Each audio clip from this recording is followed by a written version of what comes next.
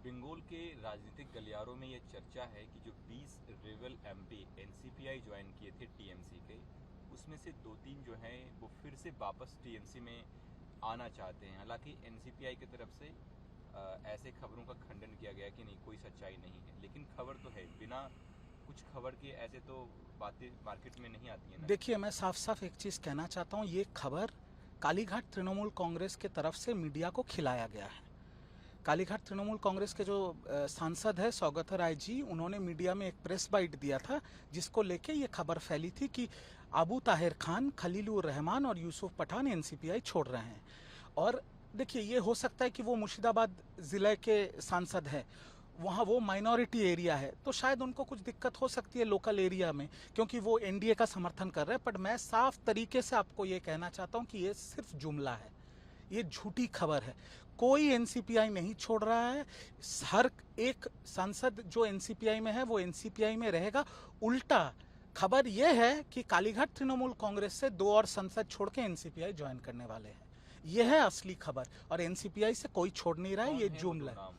वो 2 नाम अभी तक तय नहीं हुआ है, मतलब वो अभी मैं मीडिया के सामने नहीं बोल रहा हूँ, आपके सामने बहुत जल्द आ जाएगा। 2 और लोकसभा के सांसद एनसीपीआई जुड़ सकते हैं, पर एनसीपीआई से कोई छोड़ के तृणमूल में नहीं आ रहा है। ये पूरा जुमला है, झूठी खबर फैलाई गई है। अगर एनसीपीआई में टूट की खबर अगर सच निकली, तब तो फिर एंटी डिफेक्शन लॉ लग जाएगा एनसीपीआई के में जो एमपी गए हैं उधर। एंटी डिफेक्शन लॉ लगने का बात ही नहीं है यहाँ पर, क्योंकि आपके 2/3 मेजॉरिटी के जो सांसद हैं, 28 में से 20 सांसद एक नया पार्टी ज्वाइन कर लिया है, तो यहाँ पर एंटी डिफेक्शन लॉ कहाँ से लग सकता है? टीएमसी की जो कालीघाट टीएमसी के वो लोग तो कह रहे हैं कि लोकसभा में जब ये स्पीच देते हैं तो एआईटीसी लिखा के आता है, एनसीपीआई तो देखिए, आता नहीं है। कालीघाट तृणमूल कांग्रेस के तरफ से लोकसभा के लीडर अभिषेक बनर्जी जी ने चिट्ठी लिखा है माननीय स्पीकर महोदय ओम बिरला जी को। ओम बिरला जी ने अभी तक उसका कोई सिद्धांत नहीं लिया है। आगे ओम बिरला जी जो भी सिद्धांत लेंगे वो सामने आ जाएगा। पर जितना मुझे पता है, अगर 2/3 सांसद एक दूसरा पार्टी में ज्वाइन कर लेते हैं तो एंटी डिफेक्शन लॉ लागू नहीं होता है। और एनसीपीआई से सांसद टूट के तृणमूल, कालीघाट तृणमूल कांग्रेस या ममता दीदी के पास वापस आ रहे हैं, ये खबर पूर्ण तरीके से झूठी खबर है, जुमला है। तस्लीमा नसरीन 19 साल बाद कोलकाता में हैं 2 दिनों से। सीएम ने कहा कि आपकी जब इच्छा हो, जब मन हो, आइए, जहां जाना है जाइए, कोई दिक्कत नहीं। देखिए, जो देश के विपक्षी पार्टियां हैं वो ये प्रचार करने में व्यस्त हैं कि भाजपा दूसरे जो धर्म के लोग हैं, जो माइनॉरिटीज़ हैं, उनके खिलाफ है। तो तस्लीमा नसरीन किस धर्म के हैं? तस्लीमा नसरीन तो बांग्लादेशी भी हैं। तस्लीमा नसरीन को लेफ्ट सरकार ने 2007 में कलकत्ता से भगा दिया था, कलकत्ता से निकाल दिया था। क्यों? क्योंकि उन्होंने कुछ सेकुलर बातें की थी। और जब तृणमूल की सरकार भी थी, तृणमूल सरकार भी वोट बैंक पॉलिटिक्स के चक्कर में तस्लीमा नसरीन को कभी कलकत्ता में आने नहीं दिया। अभी भाजपा का सरकार आया है, परिवर्तन हुआ है, और कल हमने देखा कि भाजपा का नया सरकार और उनके मुख्यमंत्री शुभेंदु अधिकारी जी ने तस्लीमा नसरीन को कलकत्ता में बुलाया, उनको संबोधित किया और उनको ये कहा कि आप जितना दिन मर्जी कलकत्ता में रहिए, जितनी बार मर्जी आप कलकत्ता में आइए। इससे बड़ा सेकुलरिज्म का और उदाहरण कहाँ होगा? तो जो विपक्ष की पार्टियां बोलती है भाजपा सरकार मतलब इस्लाम विरोधी, मुसलमान विरोधी, ये संपूर्ण झूठ है। ये कल प्रमाणित हो गया है। जैसे मोहम्मद का एक टेररिस्ट जो है वो पकड़ा जाता है, और सीएम शुभेंदु अधिकारी ने भी कहा है कि इसका कनेक्शन जो है जंतर मंतर पे प्रोटेस्ट है, वहाँ से भी ताल्लुक हो सकता है, तो कहीं ना कहीं पाकिस्तान से बंगाल का कनेक्शन ये जोड़ रहे हैं। क्या है सच्चाई इसकी, आप क्या समझते हैं? देखिए, जब लेफ्ट की सरकार थी ना, तो जो पाकिस्तान के जो आतंकी थे उनका बंगाल बन गया था एक रूट ऑफ मूवमेंट। पाकिस्तान से बांग्लादेश जाने का रूट ऑफ मूवमेंट बंगाल बन गया था लेफ्ट जमाने में, और तृणमूल जमाने में ये उनका सेफ होम बन गया था। यहाँ पर कोई भी आके मालदा, मुर्शिदाबाद ऐसे जगहों पे छुप के रहता था। बहुत पहले भी तृणमूल जमाने में भी आतंकी पकड़े गए। ये जो नया आतंकी हमीद मंडोल बोल के जो बर्धमान से जो पकड़ा गया 2 दिन पहले, कल आईजी एसटीएफ ने एक प्रेस कॉन्फ्रेंस में कहा, बहुत बड़ी बात कहा, कि जंतर मंतर में जो छात्र और युवाओं का प्रोटेस्ट चल रहा था, जांच पड़ताल में यह पता चला है कि जैश ए मोहम्मद से हमीद मंडोल जो आतंकी है, उसको ऑर्डर दिया गया था कि पुलिस का वर्दी पहन के जंतर मंतर में जाके आतंकी हमले करो। आप सोच रहे हैं कि कितना बड़ा घटना घट सकता था जंतर मंतर में।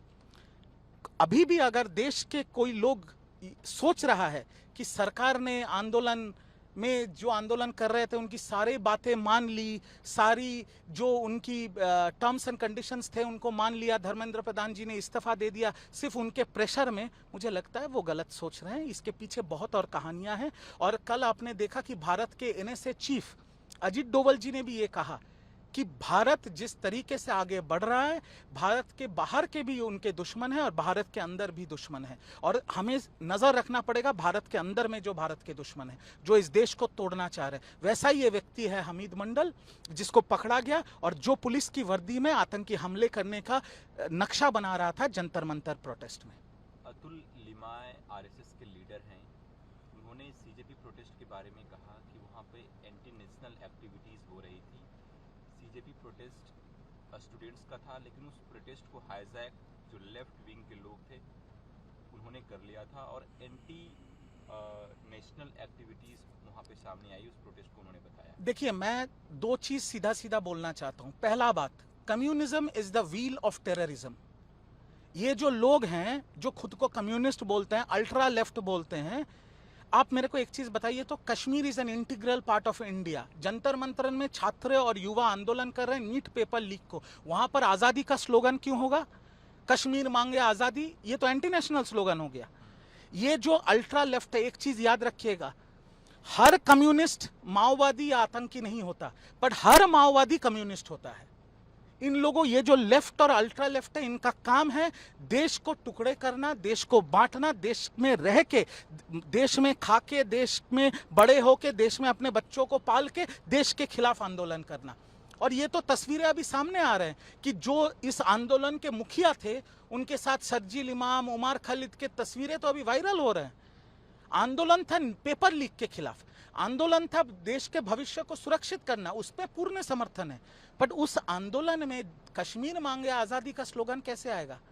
उस आंदोलन में कुछ लोग पंजाब मांगे आजादी का स्लोगन दे रहे थे, ये क्या बात है? पंजाब, कश्मीर ये देश का हिस्सा है। जो लोग ऐसे स्लोगन देते हैं वो इस देश का हिस्सा नहीं हो सकते, वो राष्ट्र विरोधी लोग हैं। और ये लोग हर जगह पहुंच जाते हैं। मोदी जी ने कहा था ना, आंदोलनजीवी, ऐसे आंदोलनजीवी घूम रहे हैं रोड पे, ढूंढ रहे हैं कि नया नया कोई तमाशा मिले, नया नया कोई इशू मिले और इसको लेके इस देश को तोड़ने का नया नया प्रक्रिया ये शुरू कर सके। ठीक है sir, Samik Bhattacharya Bengal BJP president ने कहा कि एक्सटॉर्शन बंगाल से पूरी तरीके से खत्म कर पाना मुश्किल है। देखिए, प्रदेश अध्यक्ष भाजपा के समीक भट्टाचार्य जी ने जो बात कही है वो सार्वजनिक मंच से उन्होंने कहा है। और हाँ, ये सच है, उनके पास खबर पहुंच गया है कि लोअर लेवल पे एक्सटॉर्शन चल रहा है, तोलाबाजी हो रहा है, कटमनी हो रहा है। पर मैं ये मानता हूं कि ये पार्टी के सीनियर लीडर्स का कोई ऑर्डर नहीं है। ये जो एकदम लोअर लेवल कैडर्स हैं, और खासकर 4 मई के बाद जो लोग खुद के ऊपर भगवा गुलाल लगा के बीजेपी बन गए हैं, वो लोग कभी मुख्यमंत्री का नाम लेके, कभी समीक्षा का नाम लेके, कभी लोकल एमएलए का नाम लेके, कभी लोकल लीडर का नाम लेके ये गंदगी कर रहे हैं। प्रदेश अध्यक्ष समीक जी के पास भी खबर है, मुझे पता है कि मुख्यमंत्री के पास भी ये खबर है, और उन्होंने कहा है, तो मैं 15 दिन समय दे रहा हूं, उसके बाद पार्टी को जो स्टेप लेना है वो लेंगे। तो हम आशा करते हैं कि बीजेपी जैसा एक ऑर्गेनाइज्ड पार्टी इस पे रोक लगाएगी और इस पे कड़ी से कड़ी व्यवस्था लेगी, क्योंकि बंगाल की जनता ने परिवर्तन लाया था बंगाल में इसी कटमनी, इसी तोलाबाजी और इसी एक्सटॉर्शन कल्चर के खिलाफ, और वही फिर से अगर दोहराएगा तो बंगाल की जनता तो सब देख रही है। मुझे विश्वास है कि ये चेंज हो जाएगा या बंद हो जाएगा आने वाले दिन में। ठीक। तो आपका ऑफिस कहाँ पे है? यहीं इधर ही पास में है। तो आप ऐसे चले जाते हैं ऑफिस? नहीं, आज संडे है, घर से और कुछ काम के लिए। अच्छा, मैरियट में जाते हैं ना? हाँ, बताया था। इसीलिए ये पास है, उधर तो नहीं कर सकते बेटा।